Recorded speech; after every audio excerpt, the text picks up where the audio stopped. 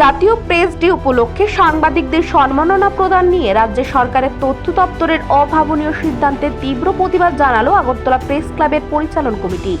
Agartala press club এই বছর 40 বছর পূর্তি অনুষ্ঠান পালন করেছে।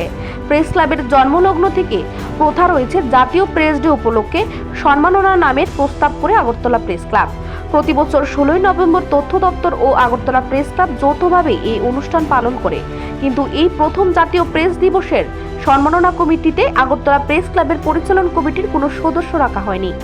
এটাও লক্ষ্য করা গেছে রাজ্য সরকারের কতিপয় শীর্ষ আমলা এবং কয়েকজন কায়েমি স্বার্থান্বেষী লোক মিলে ষড়যন্ত্র করেছে। বেশিরভাগ সময় রাজ্যের মুখ্যমন্ত্রী ডক্টর মানিক শাহর নাম ভারিয়ে এসব করছে এই কায়েমি স্বার্থান্বেষী মহল। আগরতলা প্রেস ক্লাব এটাও বিশ্বাস করে মুখ্যমন্ত্রী সাংবাদিক ও সংবাদ মাধ্যমের স্বাধীনতা নিয়ে আন্তরিক।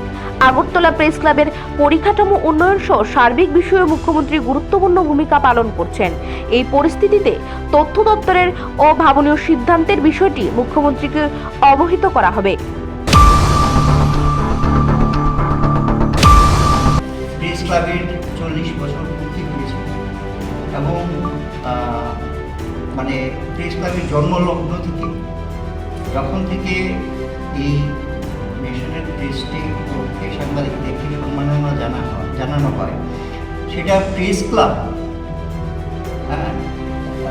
ওই সাংবাদিকদের নাম ঠিক করে এবং আইসিএ দপ্তরের সহযোগিতায় একটি অনুষ্ঠান করে সাংবাদিকদেরকে সম্মাননা জানানো হয়। তো এবার প্রেস ডে যখন পালিত হচ্ছিল তখন কিন্তু সেটা দেওয়া হয় এবং এখন নতুন করে একটা কমিটি করা হয়েছে যেখানে প্রেস ক্লাব পরিচালন কমিটির কোনো মেম্বারকে রাখা হয়নি। প্রেস ক্লাবকে ব্রাত্য রেখে তারা এই কমিটি গঠন করেছে, যেটা কনভেনশন বিরোধী।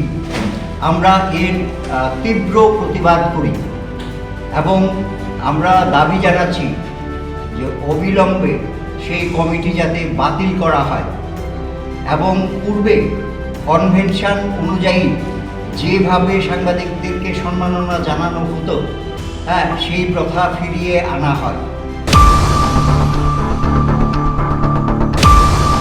আগরতলা প্রেস ক্লাব পরিচালন কমিটির সাংবাদিক বৈঠকে আরও দাবি করেছে চিরাচরিত প্রথাকে উপেক্ষা করে আইসিএর করা এই কমিটি অবিলম্বে বাতিল করতে হবে। নিজস্ব প্রতিনিধি রিপোর্ট, এশিয়ান টাইমস।